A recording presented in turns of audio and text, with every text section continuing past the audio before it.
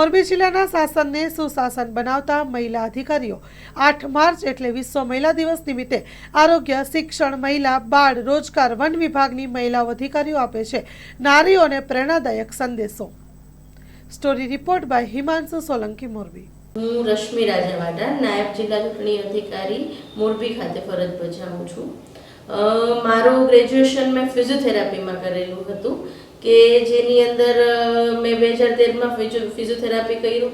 એના પછી ઘણી બધી સરકારી નોકરીઓ માટે મેં તૈયારી કરી અને સૌથી પહેલાં મેં રાજકોટ કલેક્ટર તંત્રમાં રેવન્યુ ક્લર્ક તરીકે ફરજ બજાવી। એના પછી ફિઝિયોથેરાપિસ્ટ તરીકે વાંકાનેર સરકારી હોસ્પિટલમાં હું કાર્યરત હતી। એના પછી નાયબ સેક્શન અધિકારી તરીકે હું સચિવાલયમાં પણ મેં કાર્ય કરેલું છે અને હાલ 2022થી હું ગુજરાત એડમિનિસ્ટ્રેટિવ સર્વિસમાં ફરજ બજાવું છું અને હાલમાં નાયબ જિલ્લા ચૂંટણી અધિકારી મોરબી તરીકે કાર્યરત છું। નાયબ જિલ્લા ચૂંટણી અધિકારી મોરબી ખાતે ફરજ બજાવું છું। છેલ્લા 4 મહિનાથી હાલમાં મોરબી ખાતે કાર્યરત છું અને મોરબીના મારા કાર્યકાળ દરમિયાન અમે એસઆઈઆરની કામગીરી જે કરેલી છે જેના થકી મતદાર યાદીની જે મતદાર યાદી છે આપણી એ એકદમ સચોટ અને નિષ્પક્ષ રીતે બનાવવાની કામગીરી જે થઈ છે અને ચૂંટણીને લગતી કામગીરીમાં આપણે ત્યાં ચૂંટણી શાખા દ્વારા જે કરવામાં આવે છે। વિશ્વ મહિલા દિવસ નિમિત્તે હું મહિલાઓને એક સંદેશ આપવા માંગુ છું કે મહિલાઓ ધારે તે કરી શકે છે। મહિલાઓ કોઈથી ઊણી નહીં ઉતરે ક્યારેય પણ, જે પણ મનમાં જે ધારી લેશે તે કામ કરશે। હું અહીંયા સુધી પહોંચેલી છું અને મેં જે મહેનત કરેલી છે એનું મને ફળ મળેલું છે। સૌથી પહેલાં મેં પરીક્ષાની જ્યારે તૈયારી શરૂ કરી હતી ત્યારે એવું ક્યારેય નહોતું વિચાર્યું કે હું અહીંયા સુધી પહોંચી શકીશ, પણ જેમ જેમ તૈયારી આગળ કરતી ગઈ મને આગળના રસ્તાઓ મળતા ગયા કે મારે શું કરવાનું છે। હવે અલગ અલગ જગ્યાએ સરકારી નોકરીઓ અલગ અલગ શહેરોમાં મેં કરેલી છે। એના પછી જ્યારે અહીંયા પહોંચીએ ત્યારે હું બહેનોને એ સંદેશ આપવા માંગીશ કે મનથી ખૂબ દ્રઢતાથી તમે આગળ વધશો તો પરિણામ તમારી રાહ જોવે છે, તમે પરિણામની રાહ નથી જોતા। નમસ્કાર, મારું નામ મયુરી ઉપાધ્યાય છે। હું આઈસીડીએસ વિભાગમાં પ્રોગ્રામ ઓફિસર તરીકે ફરજ બજાવું છું અને આજ વિશ્વ મહિલા દિવસ નિમિત્તે આપ સૌને એક સંદેશ આપવા માંગુ છું કે હું જ્યારે નાની હતી 8 વર્ષની ત્યારે જ મારા પપ્પાનું અવસાન થઈ ગયેલું હતું। મારા મમ્મીએ અમને 3 બહેનોને બહુ જ સંઘર્ષ વેઠી અને મોટા કરેલ છે અને આજ ભણાવી ગણાવી 3 બહેનોને અહીંયા સુધી પહોંચાડેલ છે। મારા એક બેન છે એ એડવોકેટ છે અને બીજા બેન છે એ પ્રાઇવેટ કંપનીમાં સારી પોસ્ટ ઉપર જોબ કરે છે અને હું મહિલા અને બાળ વિકાસ વિભાગ આઈસીડીએસમાં સીડીપીઓ તરીકે કામ કરું છું।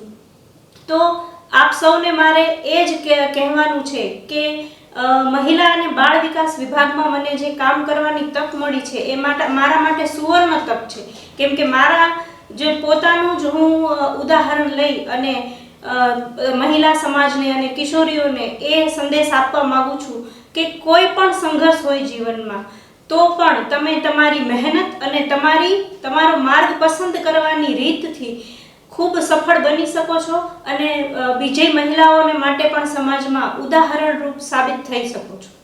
અમારો આઈસીડીએસ વિભાગ જે સંકલિત બાળ વિકાસ સેવા યોજના તરીકે પણ ઓળખાય છે, જે 0 થી 6 વર્ષના બાળકો, સગર્ભા માતાઓ, ધાત્રી માતાઓ અને 15 થી 18 વર્ષની કિશોરીઓ સાથે કામ કરે છે।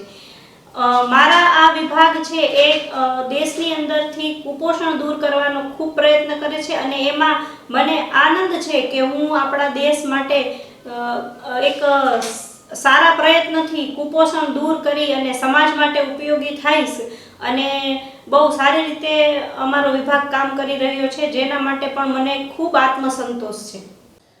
મારું નામ મનીષા સવન્યા, હું જિલ્લા રોજગાર અધિકારી મોરબી તરીકે ફરજ બજાવું છું, તેમજ મારી પાસે કચ્છ જિલ્લા રોજગાર અધિકારી તરીકેનો ચાર્જ છે, તેમજ યુનિવર્સિટી એમ્પ્લોયમેન્ટ બ્યુરો કચ્છ યુનિવર્સિટીનો ચાર્જ છે।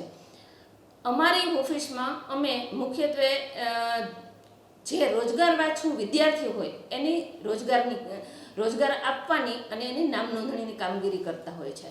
હું મારી વાત કરું તો સર્વપ્રથમ મેં તલાટી મંત્રી તરીકેની મારી કારકિર્દીની શરૂઆત કરેલી, ત્યારબાદ મને ખ્યાલ હતો કે મારે કેમાં જવું છે અને કેમાં નથી જવું, તેમ છતાં મેં મારી સ્પર્ધાત્મક પરીક્ષાઓની તૈયારી ચાલુ રાખી, આગળ અભ્યાસ ચાલુ રાખેલ છે, તેમજ અલગ અલગ જાતની જે પણ સ્પર્ધાત્મક પરીક્ષાઓ આવતી એની હું તૈયારી કરતી અને પરીક્ષા આપતી. એમ કરતાં કરતાં જીપીએસસીની રોજગાર અધિકારીની જગ્યાઓ આવી અને 2012માં એ પરીક્ષા મેં આપી અને જીપીએસસી દ્વારા રોજગાર અધિકારી તરીકે હું ફેબ્રુઆરી 14થી રોજગાર અધિકારી તરીકે ફરજ બજાવું છું. પ્રથમ પોસ્ટિંગ મારું સુરેન્દ્રનગર હતું, ત્યારબાદ રાજકોટ અને હાલ હું મોરબી જિલ્લામાં રોજગાર અધિકારી તરીકે ફરજ બજાવું છું. આપણે મહિલા દિન નિમિત્તે જો લેડીઝને આપણે એક માર્ગદર્શન આપવું હોય કે એક સંદેશ આપવો હોય તો હું એ જ કહેવા માગું છું કે તમામ મહિલાઓએ ભણવું એ જરૂરી છે. અને આજના જમાનામાં ફક્ત ભણતર કે ડિગ્રી જ જરૂરી નથી, સાથે સાથે કૌશલ્ય પણ એટલું જરૂરી છે. આજે નહીં તો કાલે આપણામાં જે જ્ઞાન હશે તે કામ આવશે, આપણે પગભર ઊભા રહી શકશું. અને તમામ મહિલાઓ જે આગળ વધે અને પોતાના પગભર થઈ ઊભા રહે અને સમાજની વ્યવસ્થા છે એને સુચારુ રૂપથી ચલાવે અને આપણા દેશની અર્થવ્યવસ્થા છે એમાં યોગદાન આપે એવી મારી બધાને શુભેચ્છા છે. મારું નામ ડૉક્ટર ખ્યાતિ ઠગરાજ છે. અત્યારે હું આયુર્વેદ મેડિકલ ઓફિસર તરીકે જનરલ હોસ્પિટલમાં ફરજ બજાવું છું. અહીંયા આપણે 2018થી આ સેવા કાર્યરત થઈ છે અને ત્યારથી હું જ ફરજ બજાવું છું. પ્રાચીન ચિકિત્સા પદ્ધતિ જે છે આયુર્વેદ ચિકિત્સા પદ્ધતિ એના થકી લોકોની સારવાર કરું છું અને લોકો સાથેના સેવાના બહુ સારું પ્રતિસાદ મળે છે લોકો તરફથી પણ અમને, અને અમને પણ કામ કરવાનો સંતોષ મળે છે. સરકારની આ સુવિધા લગભગ બધા જીમર્સ મેડિકલ કોલેજ છે, એના સંલગ્ન હોસ્પિટલો છે, મોટા સિટીની જે પણ સિવિલ હોસ્પિટલ છે એમાં બધામાં શરૂ થઈ ગઈ છે. આયુર્વેદ વિભાગ બધામાં ચાલે છે. હવે આજના આ વુમન્સ ડે પર સ્પેશિયલી ગર્લ્સને, લેડીઝને બધાને કહેવા માગું છું કે જીવનનું કોઈ પણ ક્ષેત્ર હોય તમારી પસંદગીનું, એમાં આગળ વધો.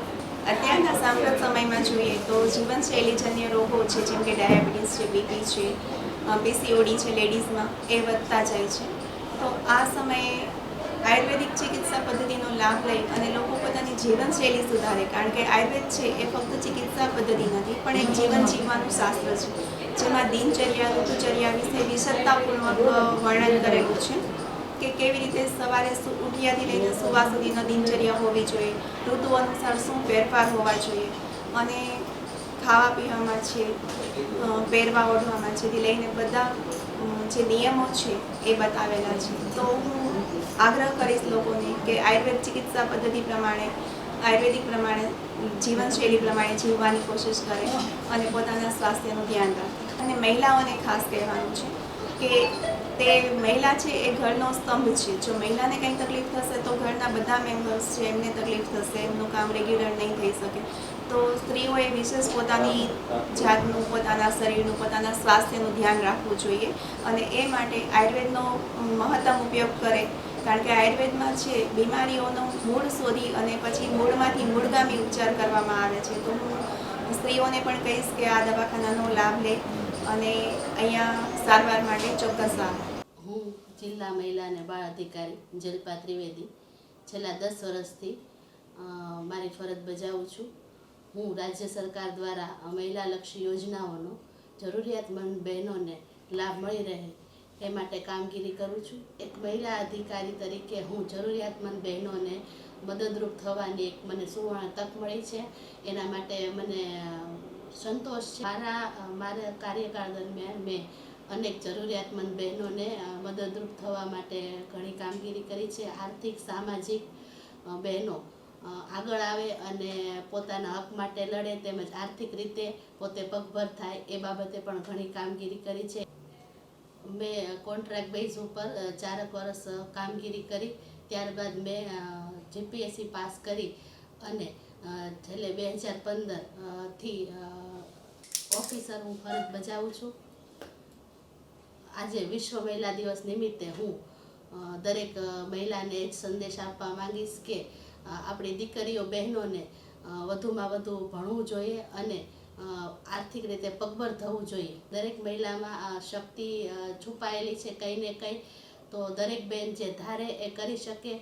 એટલે એ જે પણ વસ્તુમાં પોતે રસ ધરાવતી હોય એમાં એમને આગળ વધવું જોઈએ અને આર્થિક રીતે ખાસ આજના જમાના પ્રમાણે પગભર થવું જોઈએ. આજે હું વિશ્વ મહિલા દિવસ નિમિત્તે મોરબીની બહેનોને સંદેશો પાઠવું છું કે વધુમાં વધુ આગળ વધે, આર્થિક પગભર થાય અને પોતાની દીકરીઓને ભણાવે. મારું નામ તૃપ્તિ જોશી, મોરબી ચેર રેન્જ ખાતે રેન્જ ફોરેસ્ટ ઓફિસર તરીકે ફરજ બજાવું છું. હું સાસણગીર પાસેનું માળિયાહાટીના તાલુકાનું એક ગામડું છે આંબલગઢ ગીર. હું ગીરમાંથી ઉછરેલી એક અને ગામડાની અંદર રહી અને એક ફાર્મરની દીકરી છું. મારા પપ્પા ખેડૂત હતા છતાં પણ અમને ત્રણેય ભાઈ બહેનને ખૂબ જ ભણાવી. મારો ભાઈ અત્યારે એટીએસ ખાતે અમદાવાદમાં જોબ કરે છે. તો જે ગામડાઓની અંદર રહીને પણ મને આજે ભણાવીને આટલી આગળ વધારી અને એક ડિપાર્ટમેન્ટની જે જોબ કરવા માટે જે તે સમયે તો લેડીઝ રિક્રુટમેન્ટ માટે કોઈ જવા નહોતા દેતા દીકરીઓને, તો એ મને અત્યારે ફોરેસ્ટ ડિપાર્ટમેન્ટની જોબમાં અલગ અલગ જગ્યાએ સાથે રહી અને મને આગળ વધારી. 2007ની અંદર મહિલાઓની ફોરેસ્ટ ડિપાર્ટમેન્ટમાં ભરતી થઈ, તેમાં હું ભરતી થયેલું છું. જે તે સમયે ડિપાર્ટમેન્ટમાં મહિલાઓની ભરતી નહોતી કે રિક્રુટમેન્ટ ન થતી, પણ 2007માં જ્યારે નરેન્દ્ર મોદી સાહેબ સીએમ હતા ગુજરાતમાં, ત્યારે તેમણે આ મહત્વનો નિર્ણય લીધો કે ફોરેસ્ટ ડિપાર્ટમેન્ટની અંદર એક મહિલાઓની પણ ખૂબ જ જરૂર છે. કોઈ ગુનાઓ, વન્ય પ્રાણીની અંદર સંરક્ષણની કામગીરી માટે, ફોરેસ્ટને પ્રોટેક્શન માટેની. ત્યારે 2007માં હું એક ફોરેસ્ટ ગાર્ડ તરીકે જોઈન્ટ કરેલું. મેં 6 મહિના તાલીમ લઈ અને ત્યારબાદ ફોરેસ્ટરની પણ ફર્સ્ટ બેન્ચ રિક્રુટમેન્ટ 2008માં આવેલી. તો તેમની અંદર મેં એપ્લાય કર્યું અને તેમાં હું સિલેક્ટ થઈ. 2008થી અત્યારે હું ફોરેસ્ટર તરીકે ફરજ બજાવતી હતી. ત્યારબાદ મને મોરબી ચેર રેન્જ ખાતે રેન્જ ફોરેસ્ટ ઓફિસર તરીકેનું પ્રમોશન મળ્યું. મેં સાસણગીર, જુનાગઢ જિલ્લાની અંદર તેમજ રાજકોટ જિલ્લામાં અને મોરબી જિલ્લામાં અલગ અલગ જગ્યાએ મારી સેવાની ફરજ બજાવેલી છે.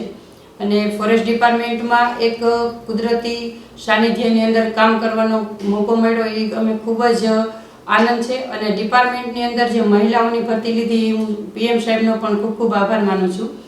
અને ફોરેસ્ટમાં ચેલેન્જવાળી જોબ છે મહિલાઓ માટે.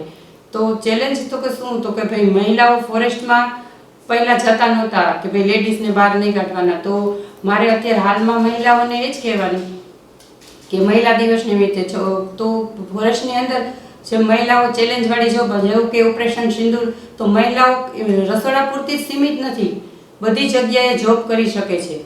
તો મને ખૂબ જ આનંદ છે. અને હાલની અંદર મારો જે વિસ્તાર છે ફરજનો, તો એમની અંદર નવલખી દરિયાઈ વિસ્તાર મેંગ્રુવ સંરક્ષણની કામગીરી છે.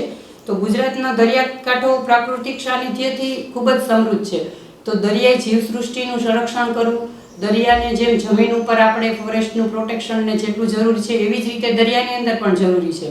તો દરિયામાં માનનીય પ્રધાનમંત્રી સાહેબની મિષ્ટી યોજના અંતર્ગત ખૂબ જ મેંગ્રુવ વાવેતર તેમજ દરિયાઈ જીવોનું સંરક્ષણ કરવું અને ખૂબ જ ચેલેન્જવાળી જોબ છે. અને મને એક જ આનંદ છે મારા માટે કે ભાઈ હું એક ગીરની અંદર ઉછરેલી અને મને પ્રકૃતિની અંદર સેવા કરવાનો પણ મોકો મળ્યો. ગામડાઓની દીકરીઓને, મહિલાઓને એ કહેવા માંગુ છું કે ભાઈ ગામડાઓમાં રહીને પણ આપણે આગળ વધી શકીએ છીએ. એવું નથી કે આપણે કોઈ અમદાવાદ કે રાજકોટ સિટીમાં ભણતા હોય તો જ આગળ વધી શકીએ. આપણી ઉત્સાહ જોઈએ કે ભાઈ આપણે આ કરવું છે, ચેલેન્જવાળું કરવું છે, જોબ કરવી છે, તો આપણે ગમે તે આપણી રીતે મહેનત કરીને આગળ વધી શકીએ.